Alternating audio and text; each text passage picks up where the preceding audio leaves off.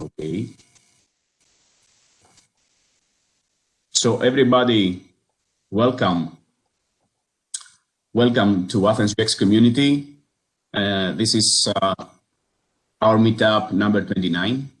And actually we have just entered the 6th year of the operation of our community. I would like to take the opportunity to wish you all a very good year. I hope that 2021 will be a greater year. I mean, especially if we compare it with 2020. I'm Panagiotis Zacharias. I'm the organizer of this community, and I would love to thank you all for being here today. I would love also to thank the newcomers, the new members of this community.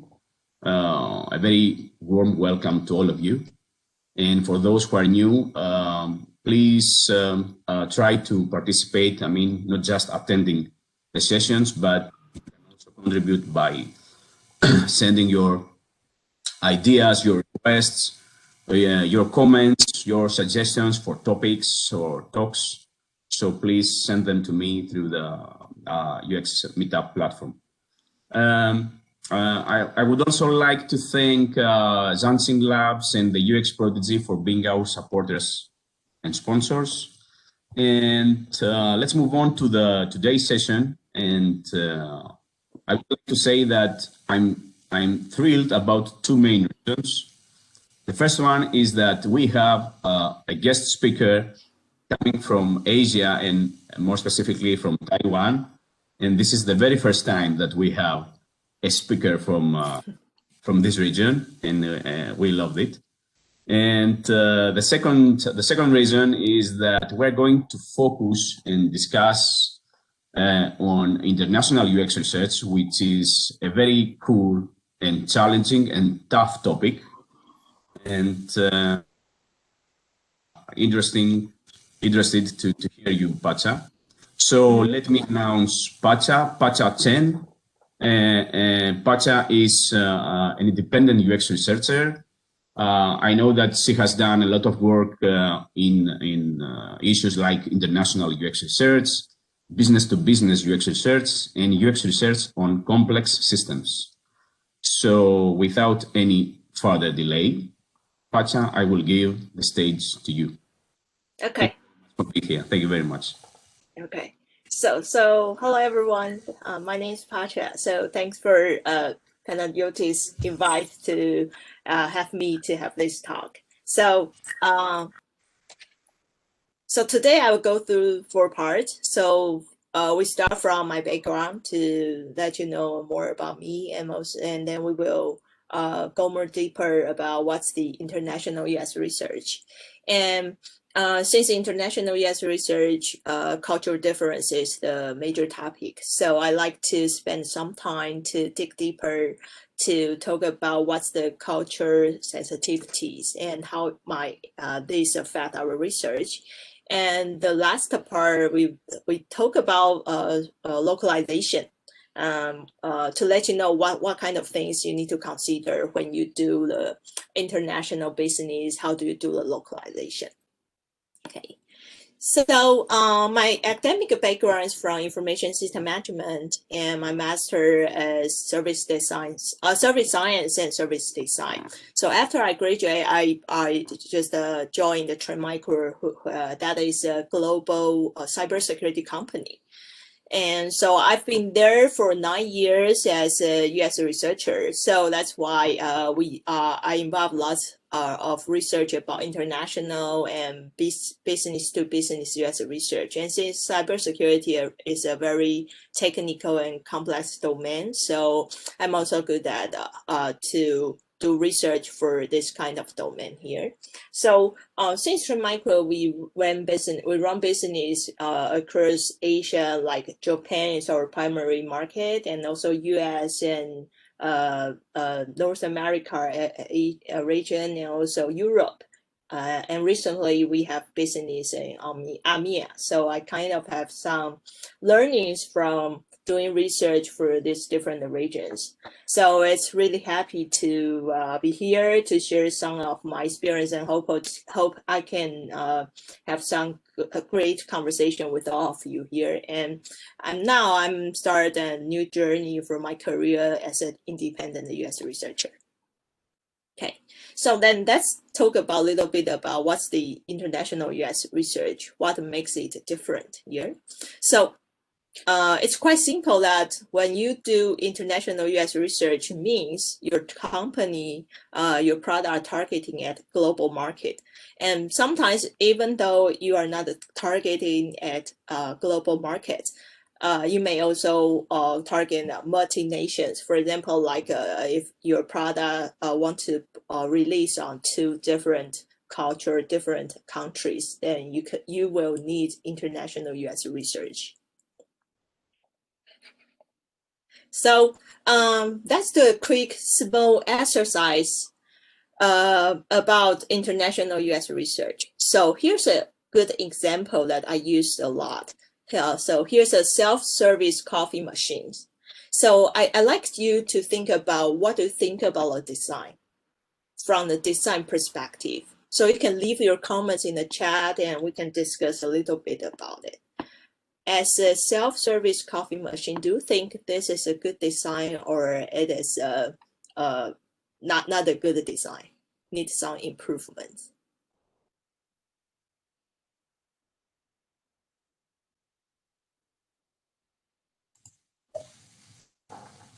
Pacha, I will read the comments, so don't worry. Okay. Because Okay, I know that you cannot see them right now, so I'm starting.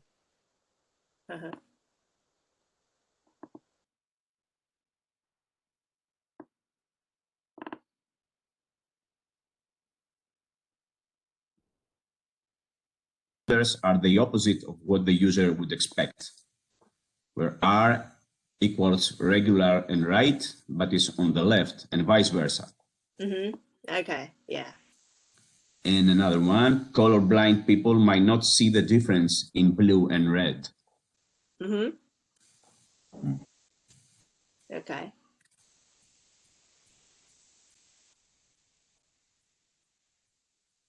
So I think we don't have no more. So this is what we have. This is, and okay. Just another one. If you put your cap on the bottom, does it hide the buttons? Oh, okay. Yeah. That's interesting. I've never thought about that. Okay. Okay. Nice. Okay. So then we are going to tweak this context a little bit. We are going to add some cultural context. So what if today this self-service coffee machine is in Greece? Would you change your mind? What do you think about this design?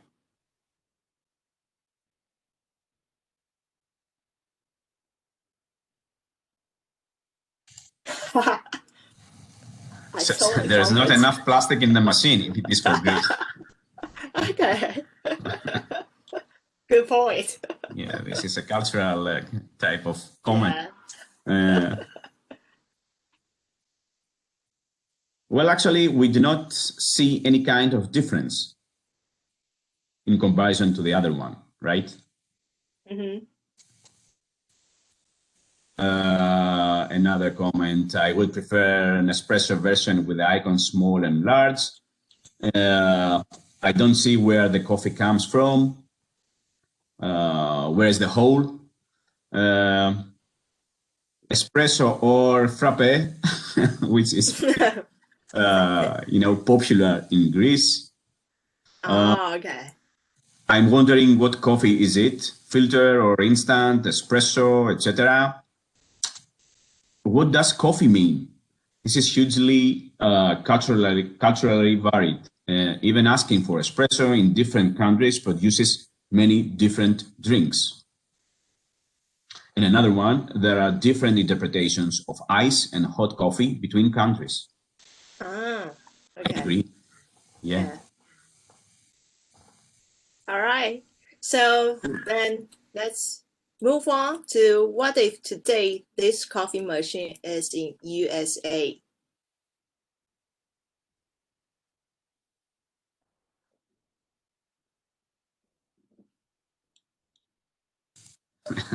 There's nowhere to park your car. This is so cool. I mean, Yeah, you guys are so creative. and the large is not large enough. True. I totally agree, Sophia. Yeah, totally And agree. yeah, hot coffee means Americano. And iced coffee means Americano with ice.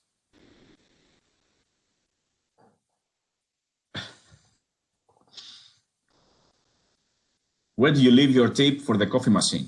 Yeah.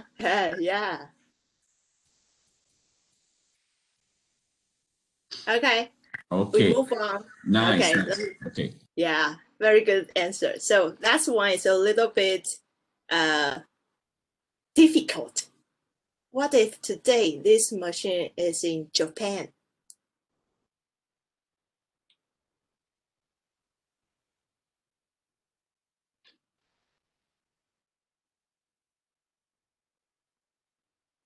Not sure if you are familiar with the Japan's culture. The first comment says no idea. Yeah, okay.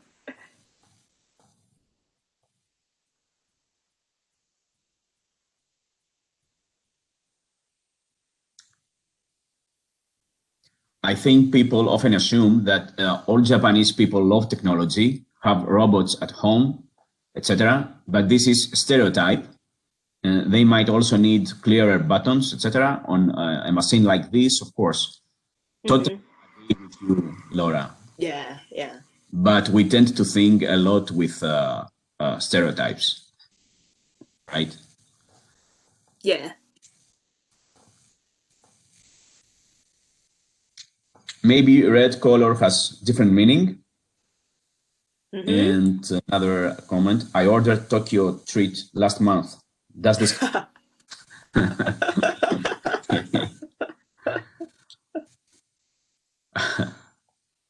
And Laura said that we definitely think a lot with stereotypes, and this is risky, and that's what makes international service design so challenging. Totally agree with this. Yes, yes. All right. So I guess you are not Nice. familiar with Japan culture, so I'm going to reveal the answer here. Okay. Okay. So here's the customized made for this coffee machine. Okay. And one more. One more. This one. See, so they how much customization they did for this coffee machine, just a coffee machine, but they did so much customization. So that's why culture really matters. Cultural context matters. Depend, yeah, user workarounds. So it's really need us to think about the cultural context and the stereotype you mentioned here. So now we are going to dive a little deeper about what's the cultural sensitivity and how can we aware of the cultural context and our own stereotype. Okay, so to understand the cultural sensitivity, we need to first understand a very famous theory about whole state cultural dimensions theory. So it used 6 dimensions to talk about the culture. So first dimension is about power distance. So it's the degree to which a society is comfortable with hierarchy and authority structure. So you can think of as for example, like Japan, their power distance is quite high because you can clearly see they have a hierarchy in their organization. So if you see a country's culture is a high power distance, means they have complex hierarchies, and also most likely they are centralized organizations.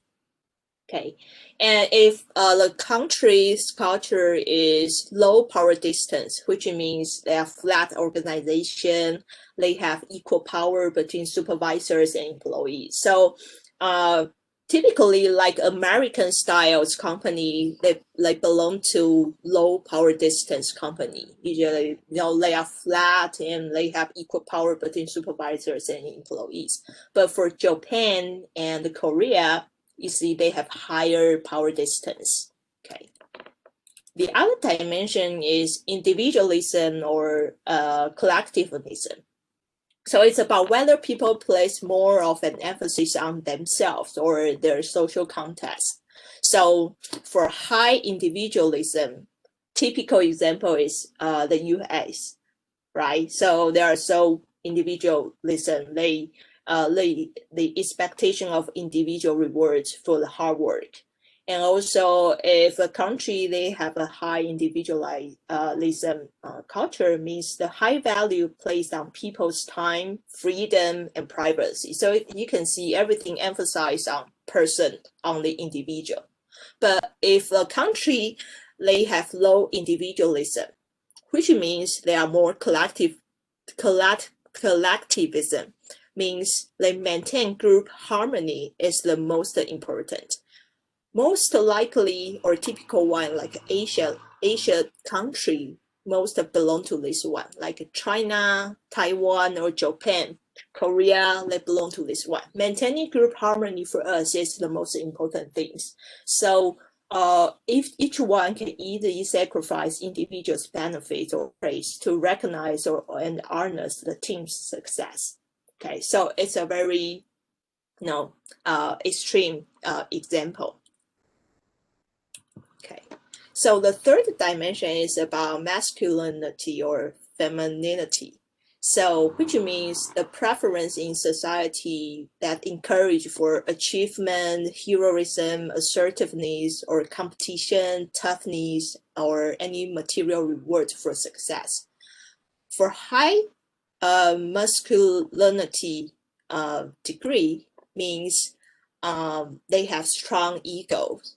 They have a feeling of importance and pride and to become hero. They emphasize achievement, success, or monies are important.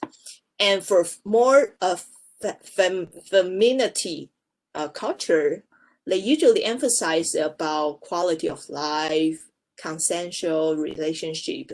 Less emphasize on achievement. You need to have a great achievement to become a great person like this. So they less emphasize on this part. And the fourth dimension is uncertainty avoidance. It means the tolerance level of society for uncertainty or vagueness. The example we mentioned, Japan, they are high uncertainty avoidance country. So their society is very well structured, conservative, and rigid. Okay, and they need to follow societal conventions. Anyone break the societal conventions is something they don't unrespectful, right? And for low degree of uncertainty avoidance, this type of cultural inclination toward open-ended learnings, and they are open to change. Okay, so I think this dimension is easier to understand here. And the fifth dimension is long-term or short-term orientation. So you will find out, it's a connection of the past with current as well as future challenges. So a country or a culture, their long-term orientation means they put its focus on the future. And usually it involves a delay in short-term success to achieve long-term success.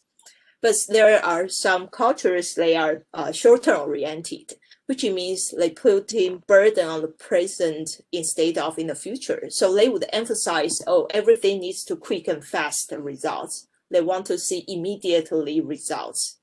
So that's the short-term oriented. And the last dimension is about indulgence and restraint. It's about the tendency of society to fulfill its desires.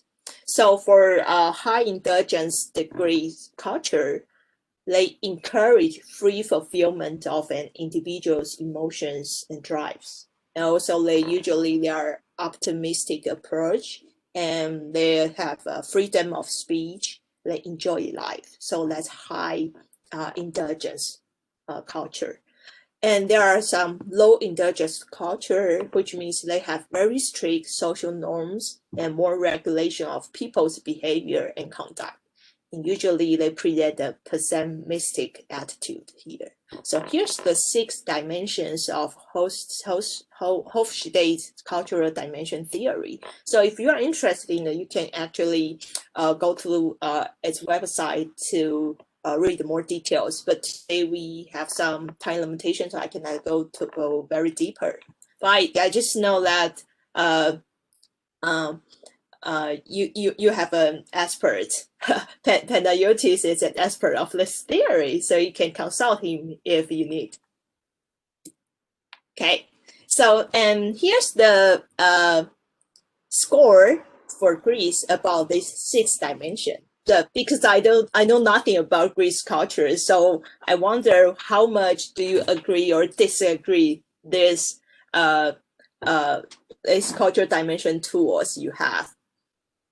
The score present here. So this score is I copied from the hofstedinsight.com. They have a country comparison tool. So I'm not sure how frequently they update this chart, but this one should be the latest one. If you are interested, you can also go to the site to check it.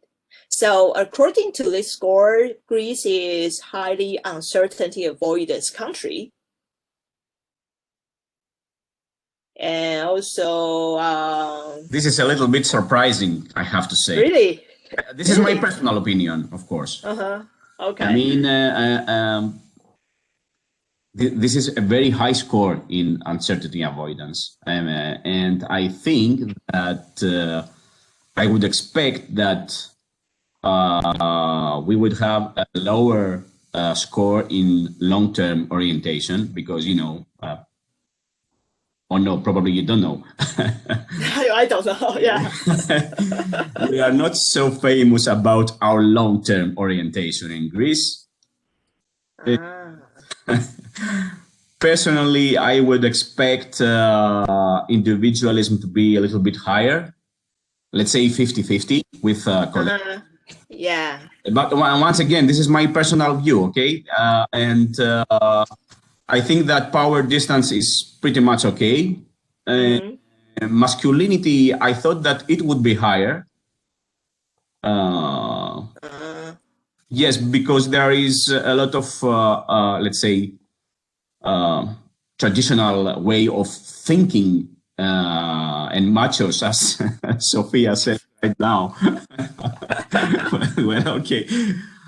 I don't think that we are a nation of machos, but there is a lot of, let's say, traditional type of thinking. So okay. I would suppose that it would get a higher score.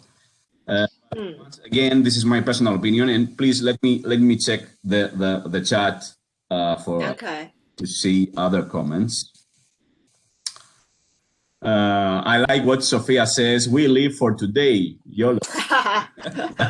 Well, yes, I think that this is a motto that suits the Greek mentality. And Yanni says, in Greece, we have great spread on each dimension. So the averages seem a little unexpected. And Eva agrees to that. In any case, it's just an indication, right? And I suppose that all these things are very dynamic, and it's just, you know, a specific instance.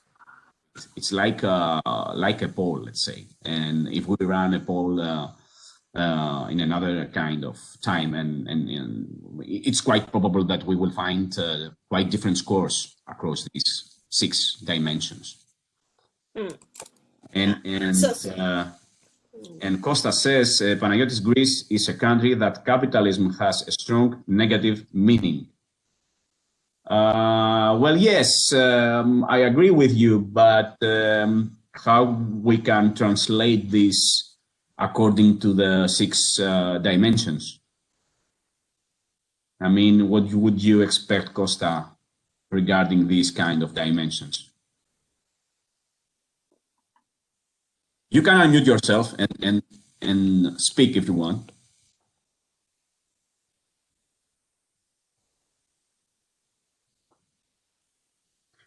Okay, Costa says that translated in terms of individuality and uncertainty avoidance. Okay. Okay.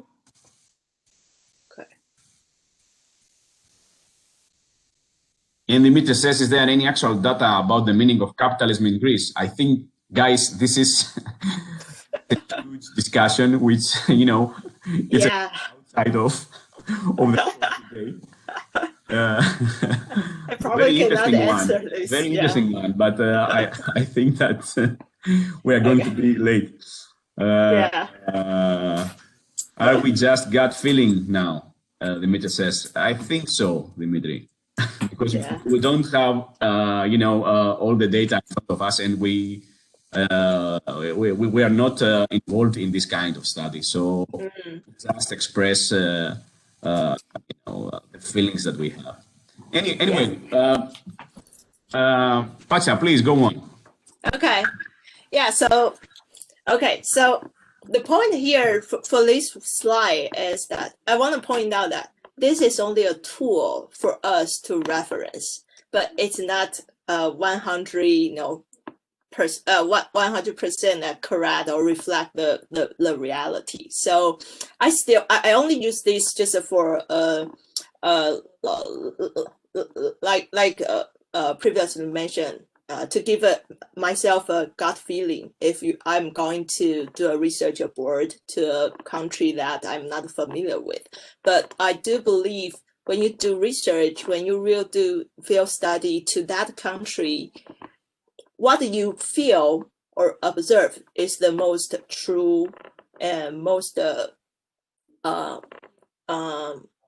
it's the one that can reflect the reality here. So just don't trust these 100%, but just treat it as a reference for your research.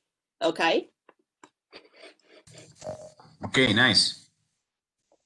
Okay, so then we are going to talk a little bit about how my culture difference affect the U.S. research. And since most of my experience still on B2B side, so I might use lots of example of business to business scenario, but I think it also works for other type of research as well. All right. Okay. So the first difference with the fact research is about meeting style difference. So I've done research in Spain, in the US, and also in Japan, which is totally 3 different type of meeting style. So for Japan, there are business formal. Everything needs to very official, formal, and follow the rules. So which is I personally don't like do research in Japan very well because I need to do lots of homework, lots of work to follow lots of rules, and so I would a little bit hesitant to do research in Japan. And so, and as for the US, usually the meeting style is business casual. So you can keep it casual, not that strict as Japan. So, and you can make some joke in the meeting, which is totally fine. As for the Spain, they are in between casual to business casual. Okay, so these are the 3 different meeting style here. So What if an engineers, they visit Japan customers and they wear like this? This is a true story happened in my colleague. Okay, so one of our engineer, they have a customer visit to for Japan customers. So they just engineer, they mostly wear jeans, t-shirts, go to work. So they think it's going to work when they're going to visit customers. But when they meet our Japan colleague, and our Japan colleagues, they were like surprised about, are you just wearing like this and you are going to visit our customers? So those salespeople, our Japan colleagues, they kind of unbelievable. So they asked these engineers, hey, please go to buy a new suit. You cannot dress like this and to visit our customers. So that's a true story that happened. Right? So the rule number one for the cultural difference is we need to respect to different culture. Any etiquette, social norms, taboos, you need to follow. You need to do your homework before you do the research for that country. Right? So understand what implies an impolite situation for that country. For example, like Japan, you need to well dressed to present your etiquette, right? Okay, so here's the rule number one. And the second difference is about the interview style. So you probably could guess that for Japan, their business formal, which means their interview style is also very structured. You most likely you need to follow the script, follow your questions. They are not expect any surprise or any things that they cannot aware ahead. And as for the US, their business schedule, so the interview style is a little bit semi-structured. Some of that you can follow the structure, some of them you might a little bit off track. And for Spain, mostly the business style is casual. Okay, so the interview style is in between unstructured to semi-structured here. Okay, so so the rule number two is you need to adapt your research methods to accommodate different interview styles. What does this mean? So for example, like Japan, they are uncertainty avoidance oriented country. So you need to explicit the research as much as you can before you do the research. You need to clearly explain what's your purpose for this research and how are you going to use their data and how would the overall process will look like and what kind of question you will ask. So you need to explicit as much as you can to make it crystal clear. And also, which means you have lots of pre-works and syntax you need to do, but they are very important. They are the key to success. And as for the indulgence-oriented country, like US or Spain, you need to expect there are surprises during the research. And believe me, the off-track happens a lot. Okay. Okay, so the third difference is about the cultural cues. A typical scenario look like this. When you heard a participant say the design looks good, do they really think it is good? Okay, same words, same sentence. But from my personal experience, for Spain, there might be only 50 to 70% really mean it.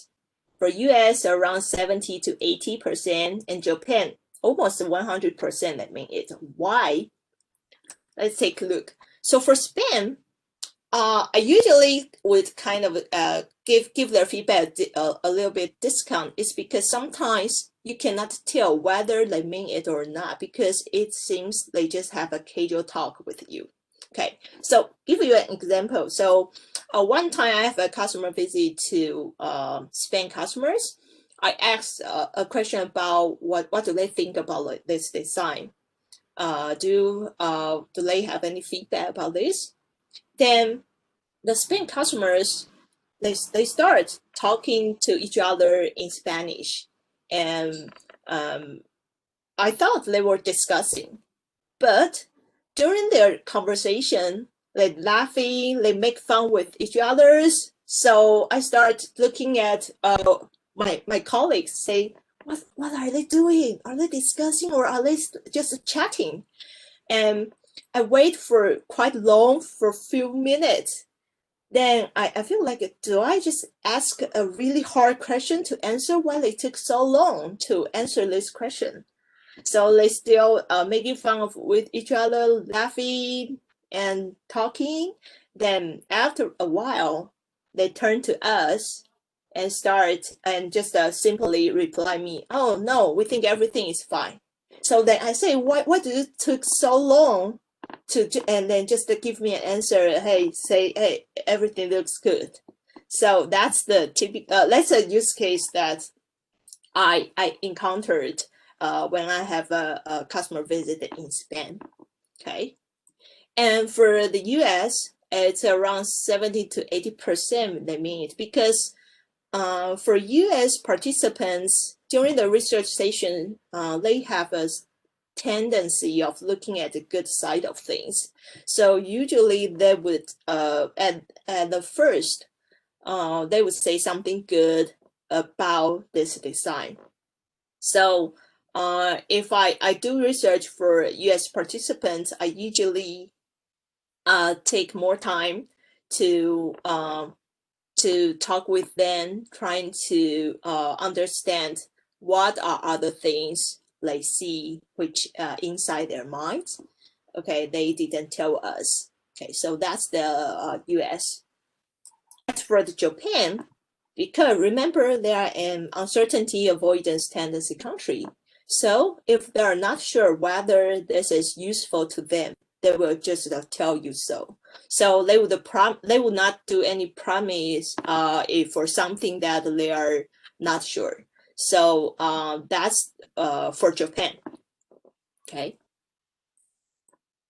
So the rule number 3 is you need to read between the lines carefully, because even the same sentence, the same behavior in different cultural contexts, it would mean totally different meanings here. And the tips for doing this is work with locals. You can work with your colleagues, agencies, or even friends are helpful.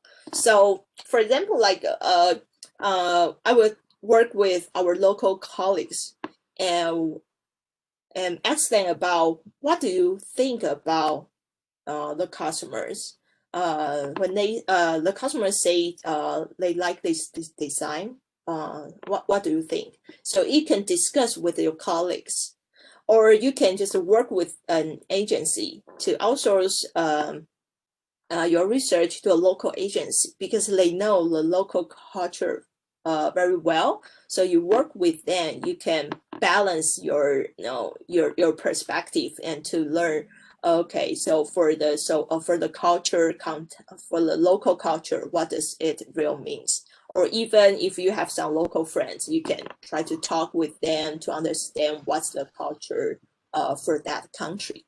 So remember, read between the lines carefully is the most important thing. Okay, so then we will talk a little bit about localizations. So we want to emphasize the localization really matters, but what do we need to consider when we do need to do some localization? Okay, remember this case, right? So for the first of these two, most of what the customization they do is do translation, right? They just put Japanese on those buttons. But does localization equals to translation? Probably not. Because remember, right, Japan is an uncertainty avoidance culture. So that's why they have this type of customization to trying to let this coffee machine fit into their local context, right? So we need to understand localization is not about translation. Lots of people misunderstand or they just mix up these two concepts together. But I'll tell you why they are not equal. So there are different dimensions of localization. Translation is only the very first step if you are going to sell your product to other countries.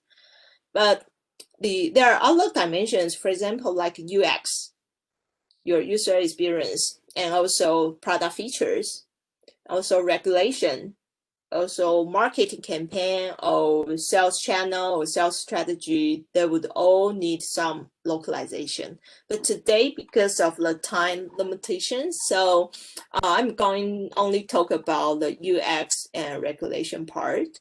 Okay,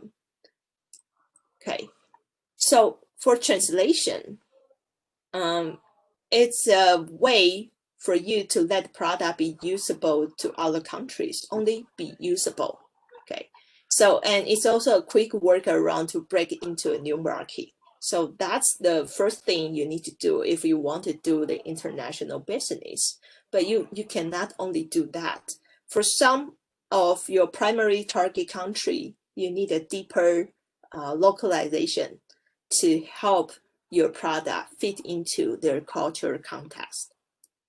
And this includes US. And US today, we will talk about content, interaction, and visual part. So let's check about the content first. So word choice also have some cultural context. So for example, in my domain, cybersecurity industry, we use blacklist and whitelist a lot. And blacklist means something is bad. We need to block them. And whitelist means we know something is good. We don't need to block them. Just always allow them. We use these two words on our consoles, but it's not a good word because in Western country or in the America, it's a very sensitive. You mention black means bad and white means good. It sounds like a little bit of racism, right? So but since, for example, like I'm based in Taiwan or the whole Asia, we are less sensitive about this word, right? Because mostly we are Asia, we don't see black or white people quite a lot, so we are less sensitive about this part, these wordings. So and then we have some Western colleagues, they are aware of this and start suggest us we need to change the wording to more neutral terms. So that's why we change it to blacklist to an allow list. So the first learning for me is we need to use neutral terms and we need to know what kind of words may have bad meanings in that culture. And also the other some things you may need to consider. It's about you need to avoid idioms or slang, but this most happens for American, country. They use idioms or slang a lot. But so just to remember, for localization concerns, everything on the UI, try to use clear, simple words in your product. Don't need to use very complex or very complex grammar words in your product. So simple words is always the best way to deliver your UI, your design. And the other part is about text expansion. So when you do the translation, you need to expect the text expansion. So for example, like confirm password, we use this table a lot, right? So but when you translate into different country, the text expansion will be different. So if your design looks like this, it will cause a lot of localization problem. So the better way to do this is to keep the label on top, so you can reserve spaces for expansion of the length of text strings. So when we when our designers they do design reviews, they would usually mention about this might cause some localization problems if you put the string like this. So remember on this part, translation would also cause some problems on your design here. And the other things maybe need to aware is about for some local market characteristics, you may need to have some different options or different features for that part. So take an example of Uber. So the Uber in Dubai has chopper as one of the options. Although it's super expensive, but it has some local market options for that country only. So for a consumer like us, when we arrive at that country and we see Uber has this option, we might surprise, right? So because it do some good localization. And the other example could be McDonald's. They have different menu for different countries. So that's a different level of localization. And the other part is about color. So let's take Yahoo Finance as an example. On the left-hand side is US version's Yahoo Finance, and the right-hand side is Taiwan's version of Yahoo Finance. So the color indicates different things. So in the US, green usually means good, and red usually means problem. Okay. So, and for Taiwan, it's totally opposite. For green, we usually treat it like a decline. And for red, we usually think, oh, it is good. It is luck. So in the stock, we use different color to indicate whether the price is increased or is decreased. Okay, so this is a good example of how colors represent different meanings for different culture context. And last, we are talking about the regulations. Regulation do matters. I believe you probably already know this. Recently, like Europe, they have GDPR, right? So it start from GDPR. I think everyone or every business starts to notice about the importance of regulations. So, for example, they have privacy. Mostly, the regulation is to comply with their privacy regulation. Like in Europe, you have GDPR, and in the U.S., California, they have CCPA. So it's the same meaning. So, but just a different type of laws. You need to do some work for to comply with those local regulations. And the other example is about data storage. So for example, recently we had a business with Middle East. So for Middle East, they have requirements. Is that all the data center needs to locate in their country only. So for example, like some of our service, we leverage Amazon data center in the US, which means we are kind of we don't comply with this requirement, right? So if we are going to sell our product to Middle East country, we are going to build a data center on that country in order to meet their regulations. So data storage is also another concern you might need to consider when localization part. Okay, so I think that's pretty much for my sharing. So I think I would check to see what kind of question you have about today's topic. Thank you so much, Pacha. It was very, very interesting, very, very insightful. I think that I hope that everybody agrees. And as far as I have seen the chat, your talk has already, sparked some interest, and we have several comments and questions. So, if it's okay with you, let's move on to the Q&A session, right? Sure. Yeah. Okay, okay. So let me do the reading for you.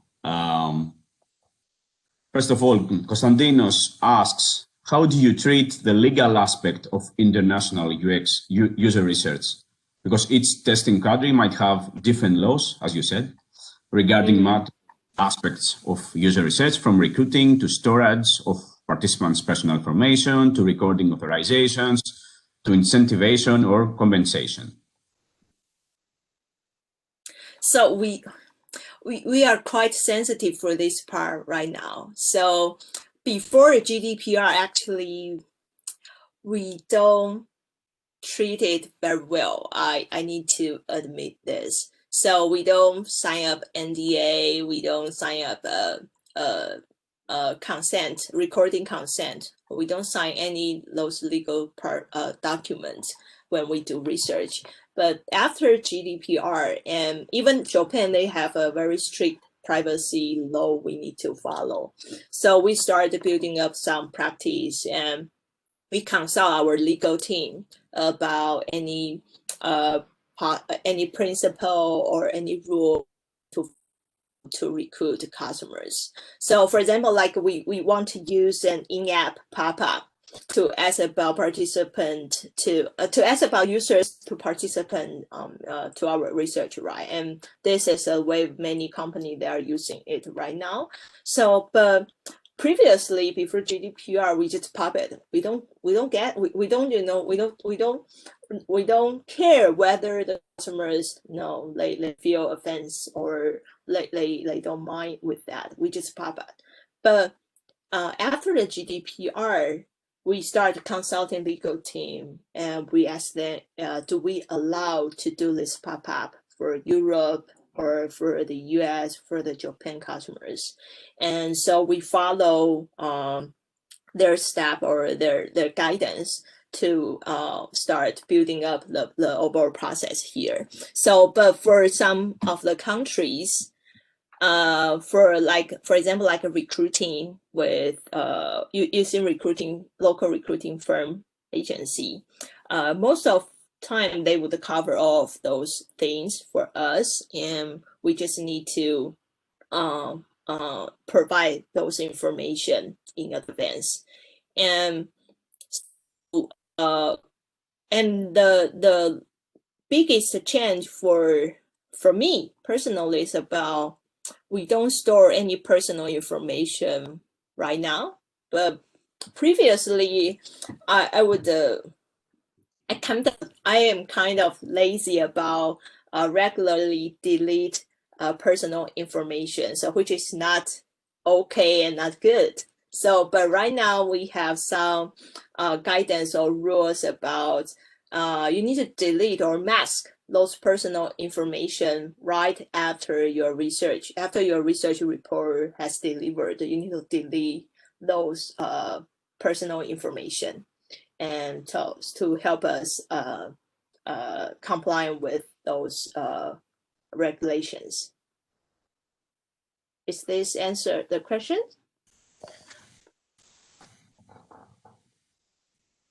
Well, I hope so. I don't know for okay.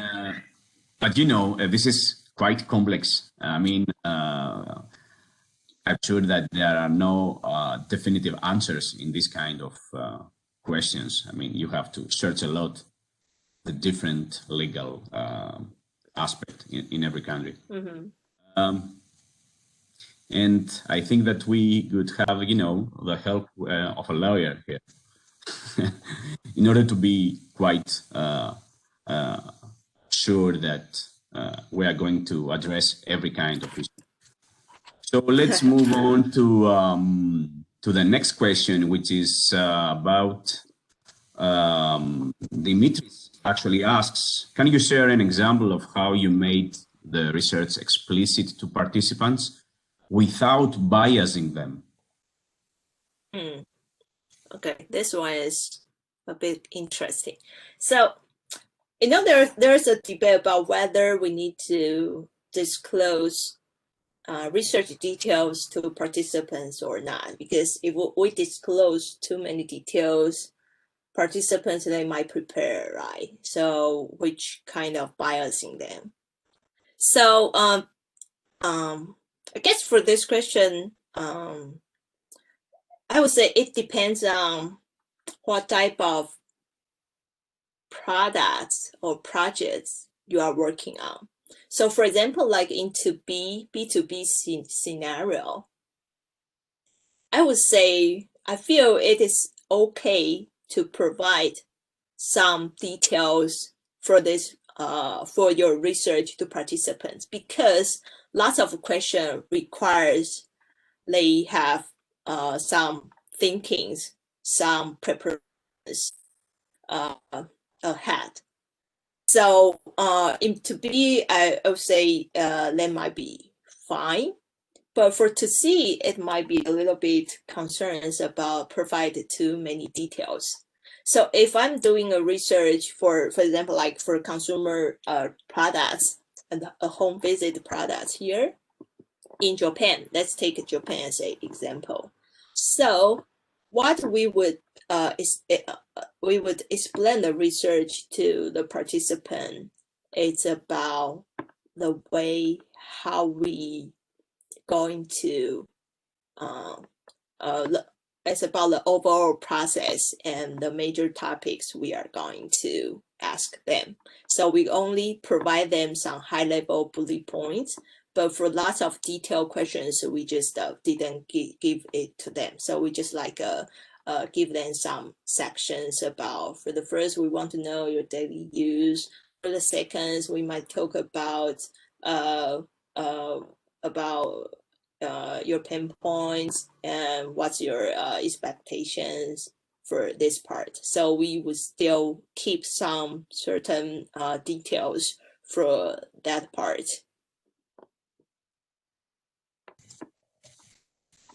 Cool, thank you, Pacha. Okay. Let's go to the next one. Do you find it useful to collaborate with a local UX researcher to get a better understanding of the bigger picture? Oh, that's perfect if I have a chance to work with a local US researcher, but usually most of the case we don't have a local US researcher.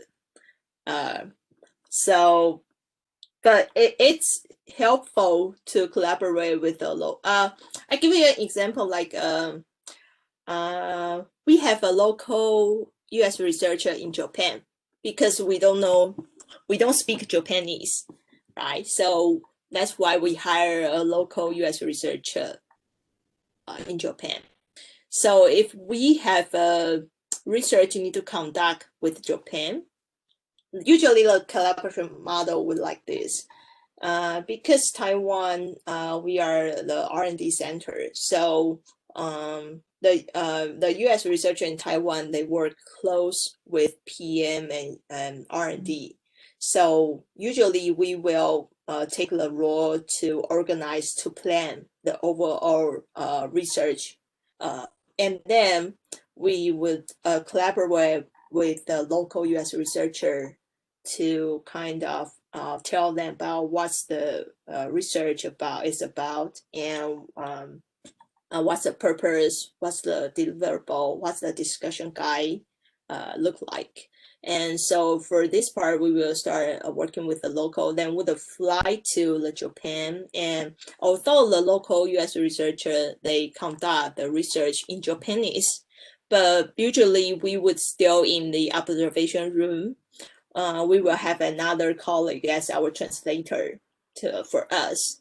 Then we will if we have any questions, we will just send to our local researcher, because they they speak English, so we can directly pass our question to that researcher. And the most useful part is after the research, we would have a discussion with each other to share what we see and what we think this implies. And the local researcher, they may say, "Oh no, from what he feel from that participant, he feel this is another different interpretation." So it's always helpful to work with a local U.S. researcher if you need to conduct international U.S. research. Cool, Right? Pacha. But I suppose that sometimes can be a little bit difficult to collaborate. Is that so? Yes, and sometimes you would feel like the local researcher, they didn't really get what you want to know. Yeah, so that requires a lot of pre-work, a lot of sync up. And also we need to adjust very agile. After each session, we would adjust our direction. If I feel like that researcher didn't get what I really want, I might discuss with them, then see where's the problem, and see how can we improve to our next session. So actually for the cross-site, cross-culture collaboration require lots of sync up and pre-works as our regular research. Okay. In relation to that, Sophia asks, did you feel less connected while doing research with users from different countries because you didn't speak the same language? She says that I have the assumption that speaking the same language helps build more rapport, but I would love to hear about your experience. I think that's of course, it's better if you could speak the same language with the locals, right? But the reality is that we can't, unless I'm a language genius, I can learn so many different languages, but in reality, I don't. I only speak Mandarin and English. But you can have another way to build up the rapport with users. You know, although sometimes, most of the time, you may understand the user by a translator, right? But that only stops the verbal communication, but you still have physical communication, right? You can observe their face, you can still sense the atmosphere there, and you can still ask a question through a translator, right? So you can still build more rappers through some physical, body language to help to let them feel you are friendly and you are trying to understand them. So so far I don't see, or I'm lucky enough to haven't encountered any difficulties to build rappers during this kind of settings here. Okay. Dimitris asks if you can share your experience using standardized UX questionnaires, like, let's say, system usability scale, across countries and cultures, and how did the last benchmarking across cultures went? I probably cannot answer this one because I haven't used any standardized UX questionnaires yet. So okay, I probably this is because you're working more with qualitative approach. Yes, I work more qualitative wise. Okay. Too pity because I like this question very much because I like using this kind of standardized UX questionnaires. I think that this is very, very interesting how we can treat them, and what are the data that we can have, the differences that we can see in the data across different cultures and countries and things like that. Oh, okay. Okay. So maybe I can provide another example, but it's not the U.S. questionnaires, but it's similar data. Not similar data, but it's just a type of data. So, for example, like a support database. Is this example okay? So, Sorry. yeah. So the example is about the support case. So we do refer to support database to see how many support call they have, what kind of issues those support usually encounters. So that's also another type of quantitative data we look at. So, and there's an interesting case is that for a product, we found that in Japan, it has like 90,000 users worldwide, and in the US, it only has like maybe 10,000 users worldwide. But the support volume, support cases, the US customer has like 3 times more support cases than Japanese customers. So then we are wondering why, because we use the same product console, the same product design, why they have such huge differences on support cases, right? So we do some investigation about these 2 countries and about the support cases they have. And we found out for Japan, why Japan customers has less support cases is because they would read through all the documentations. So they have relatively low support cases about quick question, or sometimes users, they just ask quick question which the support can only answer within 1 or 2 sentences. So we do see Japanese customers, they have less volumes on this quick question though, because they've already read through all the documentations, and then so they have more advanced question. But for the American, it's a totally different story. Most of the time they ask very quick question, and our support only needs to answer, please refer to the document, which page, which section, and do it what it described, and the issue already solved. So that's the 2 very different situation and cases we've seen from the support data. Not sure whether this is relevant to this part. It's also another type of well, thank you for elaborating on this. Yeah. Thank you for elaborating on this anyway. Well, Dimitris also asks if you use this kind of questionnaires after usability testing, or if I may add to this, what kind of instruments do you use when you run usability test? I mean, as a post-test, let's say questionnaire or something like that. We would do you use any kind of? Yes. We would use like MPAs. MPS. Yes. Yeah, we would use that kind of post questionnaire as conclusion for the overall products. But in my previous company, we emphasize less on this part. So that's why I don't have many experience on this part. Okay, I see.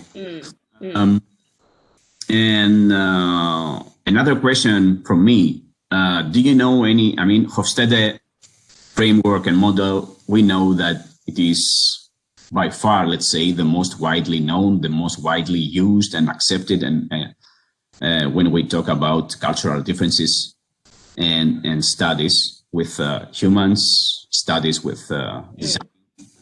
And I would like to ask you if you are aware of other kind of frameworks or models like Hofstede. that we could, that we could be aware of them and take them into consideration when we are running cultural sensitive studies? I probably cannot remind any of right now, but if I do, I can send it to you offline, because I do remember I see some other, yeah. To be honest, I'm not aware of any other kind of framework, because Hofstede's framework and model is is the number one choice. When you talk about cultural differences. Yes. I was just wondering if there is another one that could be quite valid and effective. Okay. I don't see any other kind of questions. I think that most of them have been already covered. I don't know if anybody wants to ask something. Yes, Panayotis, I have a question. Please. It's very closely related to what you were... first of all, thank you very much for the great presentation you gave us. And the question is about the Hofstede's theory of cultural dimensions. I'm asking you to provide us some advices about how do you approach a new how do you call it, market for the first time. How do you try to what else from Hofstede's cultural dimensions theory do you use when you try to lower the risk of misinterpreting something new? Because cultural misinterpretations is something that we usually encounter, and that gives us problems when interpreting our data from other countries. So I'm going to ask you for a few practical advices. I mean, when you are approaching a new market. So if it's a brand new market, so I would usually start from doing some market research for that local market. So I read a lot of the local market reports or the industry report for that account. Give a big picture first to understand what's the current landscape for that new market, that new country. And then because I travel a lot, so sometimes I refer to my field, my learnings from my travel to understand what's the local culture look like. And sometimes I refer to the Hofstede culture model as well. And then after those bigger picture have started, then the next thing I would do is I talk to our local colleagues, because if you are going to research some new markets, I believe your company would find someone who is from the local or who are familiar with that country. I will try to find that one to talk with them to know what's the current situation for if we are going to do a business there. So for example, like our company recently, we have new business in Egypt. So we have colleagues, they send as a pioneer, send it to the locals to start establish a business there. So then if I'm going to do the research for Egypt, I would start finding that person I know who is relocate to there. So I talk to them to understand what's the culture and what kind of things I need to be aware. And then I will also talk with our product managers, because sometimes they also have lots of insights about local business. They do lots of customer visit. They talk with also local sales as well. So I also talk with product managers to understand. Sometimes I'm just asking about what's your gut feeling about all this new market here. So then we discuss how should we proceed to do research for that one. Then during and we will always find a local, either local sales, local PM, local US researcher, anyone from local that relevant to these products. We will invite them to join our research. So basically work with us from the beginning to the end. So trying to minimize the cultural bias we might have. Yeah. So hope I answer your questions. Thank you very much. It was such a precise answer. Okay. And also, if I may, so because it is a big research you are conducting when you're going out to a new market. How big of a role does the Hofstede's theory play in all this? Because for me, I'm thinking now that it does not provide. This is also a question to be maybe thought further. But how many useful information about, for example, medical industry can this Hofstede's theory provide us? Or is the biggest value of this theory is in the very early phases of this market research? So for me, the Hofstede model only evolved in a very early stage. Just like you said, when I started learning about what's the current landscape for that new market or new country we are going to target. And but that culture also, that model only, to me, it's a little bit too general. So, and because like you mentioned, like you said, maybe medical or maybe cybersecurity, for different industry verticals, different organization, they would shape to another different type of culture, subculture maybe. So no, the Hofstede culture model only give us ordinary people, general people in that country, what's the culture. But if you are going to different vertical industry, there are lots of different culture wait for you to discover.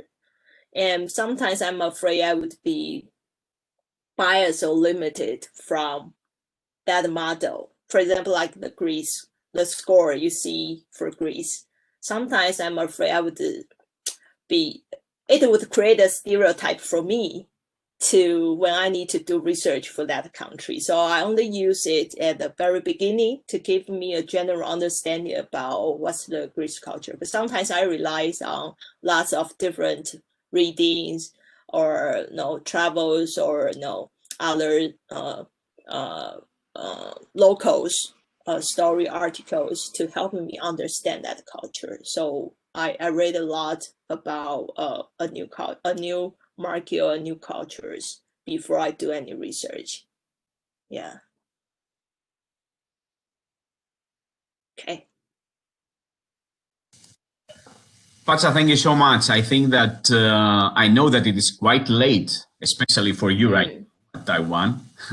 Yeah. And I know that it was a very long day for you. That's why I have to say a huge thanks for being here with us, presenting this great talk, and especially during these hours within the day. I mean, it is 12:21 a.m. for you right now. Yes. So thank you so much. And I hope that we will see you again. And I would love to say thanks to all of you for your attendance, your questions, your comments, and your interest. And we will see you in the next one. So thank you very much. Bye-bye. And thank you too. Thank you, Pacha. Thank you. Have a good night. Bye-bye. Have a good day too. Bye-bye. Bye.